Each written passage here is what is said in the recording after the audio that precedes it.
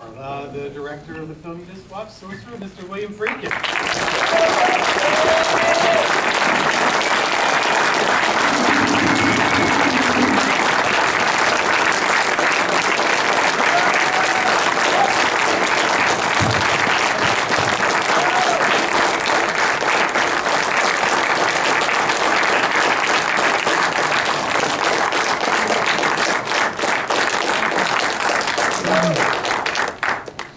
Thanks, Mom. Are they saving on lights around here? Eric? I have no idea, sir. What happened to friggin' lights? Hi, guys. Can anyone see us? Yeah. Why don't you, hey, can you get the house lights up? That might be as up as they get. No, they gotta go up. What if you had a fire in here? Now Yeah, we can see you guys. Dark movie, dark auditorium. okay. As I was saying, before I was so rudely interrupted, fire away. So you said before this is your favorite movie. Why is it your favorite movie? Why shouldn't it be? I know this is one of the ones that you got final cut on, so that has I to had help. final cut on all my Did you? films, yes, Okay. and That's not the reason. it's like there's a joke that goes around Hollywood. You see a guy laying in the gutter, and he's drunk, and he's stoned, and he's out of it completely, and two guys walk by and say, "You see that guy down there? He's one of the greatest directors in Hollywood. He had final cut on all of his films." You see, Capone, he had final cut and he screwed up and he, never mind. Wait, oh, that's why. Okay, I got you. So why? So And this was the toughest film I ever made. We had to do all of that stuff. There's no opticals. There weren't opticals in those days. I mean, like computer-generated imagery. Everything that you see, we had to do, and it was very difficult, life-threatening, and time-consuming. Not necessarily in that order. Well, can you talk about why you decided to do this film? Because this comes after The French Connection and The Exorcist, and obviously at that point you could pretty much do anything you wanted. And also at that time, you did not have remakes of movies, coming out like every couple of weeks and all that. I don't consider this a remake any more than a new production of Hamlet. You know, if someone does a production of Hamlet, it's not a remake. Right. It's another production. I felt that the Georges Arnaud novel, The Wages of Fear, which had been made brilliantly by H.G. Clouseau, was a great film. And I wanted to do a new version of it, with all new scenes. Everything about it was new except the premise. 4 guys riding on a dynamite truck, and they could lose their lives at any moment, and some of them do. And that seemed to be, to me, like a metaphor for what situation the world was in at the time. And all these different countries, all with different interests, not liking each other, but having to cooperate or die together. So, I mean, that in a nutshell is why I wanted to do it. If there had not been new productions of work, you'd only have had one production of Hamlet in 1601, played by Richard Burbage. And in fact, at the first production of Hamlet, the audience of the Globe Theater, they stood. There were no seats at Shakespeare's Globe Theater in Stratford. The audience stood and they ate chicken legs, never mind, and they ate sides of beef, and they had tankards of ale, and they would talk to the stage. And after Burbage played the death scene, the audience screamed out, "Die again, Burbage, die again." And he played the death scene 3 times. But there weren't other theaters playing Shakespeare's plays then. It was only the Globe. And you couldn't buy a copy of the play and do it, Later you could, after the first folio came out, many years after Shakespeare's death. So all of the productions of Shakespeare's 37 plays that we see, you wouldn't call them remakes. you'd call them Correct. new productions. And, you know, that's how I consider Sorcerer. The two films are quite different, although they're on the same premise.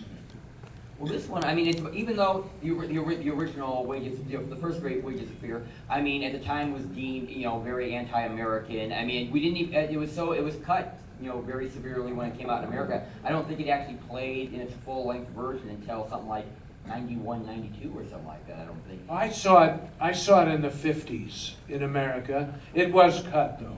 It had been cut. I don't know why. I think for length. I think more for length than anything else. I don't remember, actually, the film being considered anti-American. It was anti-capitalism, that's for sure. Well, I think people were equating capitalism with American at that point. Well, yeah, you can't, now you have to talk about China if you want to talk about capitalism. But what's fascinating about this one, I mean, this is like one of the darkest, I mean, not, you know, I was making a joke about the life before, but this is really like one of the darkest, most relentless films like I've ever seen. I mean, there's not, even in the wedding scene, you know, that the scene with the wedding, it's the one shot of the bride with a black eye. I mean, this is shit happens, you know? But, you know, this is like a good, bleak, dark movie, and, you know, I'm just curious, you know, when you're watching it now, I mean, you recognize like the version of you that made that could make something so unbelievably relentless all the way through? Well, I found it, you're gonna laugh, but I'm serious. I find it uplifting. I absolutely do. I find it a celebration of life and an appreciation of life and the ephemeral nature of life, you know, and the mystery of fate. The Exorcist was about the mystery of faith. And Sorcerer, which I did some 4 years or so afterwards, is about the mystery of fate. And I consciously wanted to do something along those lines. I hate to use the phrase, but a kind of a godless universe, you know? After having made a film where the point of the film is the grace of God and, you know, the mystery of faith and how it has healing power. And in this film, all the characters are doomed, as we all are. We're all doomed, you know that. We're sitting here now, laid back, full of popcorn, all this shit. But as Bob Dylan once put in a song, those not busy being born are busy dying.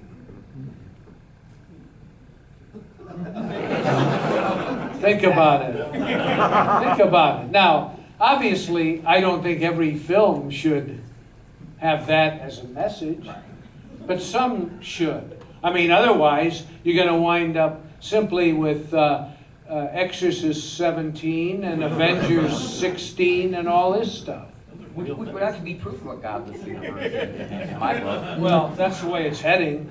That's the way things are going. And the one thing about Sorcerer is that it is kind of on the edge and it's in a place by itself, you know. There aren't too many other films like this, nor will there be, you know, because the mission of Hollywood is very simple. It's to put assholes in chairs. That's it. That's all they are thinking about, folks. You know, make you laugh, give it up, you know, buy some popcorn. And that's all great. I'll tell you, I honestly, if I had my choice, when I left Chicago, where I had done live television and a couple of documentaries before I went out to Hollywood, if I had my choice, I would have worked in the old studio system in the 40s and 50s, which was dead by the time I got there, because I would have made 4 or 5 films a year, and I would have been a better director. The films I would have made if I could have, and I'm not joking now, I would have made films like American in Paris, Singing in the Rain, The Bandwagon, Gigi. These are my favorite films. But by the time I was able to make films, no one was writing music like that anymore. The music had changed. The zeitgeist had changed. Rock and roll had come in. And, you know, at the very beginning, rock and roll was on the darker side. And all those great musicals were on the lighter side. And there was no more Fred Astaire, no more Gene Kelly, no more Ann Miller or Sid Charisse. So I made the kind of films that I could make. But I would have chosen to have made the other kind if I could have. I have no regrets, understand. But by the time I came out here, that was over. The studio system was over. When a guy like Michael Curtiz, who directed Casablanca, 1944, whatever it was, he made 3 or 4 other films that year. Victor Fleming did Gone with the Wind and The Wizard of Oz in the same year, and a couple of others. You know, and all these directors were, some of their films were terrible, some were good, some were brilliant, some were masterpieces. But they kept working. I think I've made, I'm not sure, I think I've made about 16 films in over 45 years. And it's not that I've been, you know, playing golf with Tiger Woods or something like that, or, you know, sitting out on an island somewhere. I've been working all the time, but the studio system is gone. The support system that those directors had in the 40s and 50s of a finely oiled machine at every studio. They could go in, shoot a picture like Casablanca or one of those other films in 20 to 30 days, on to the next one. You know, this thing took me almost 2 years. And every time I make a film, I have to start over. Because I try to get some of the guys I worked with before, but they're not always available. In the old days of MGM and Warner Brothers and Paramount, you worked with the same crews all the time, and often with the same cast. And they had like all the departments there. All the departments, and it was a finely oiled machine. And every time you make a film today, you pretty much have to start from scratch. We were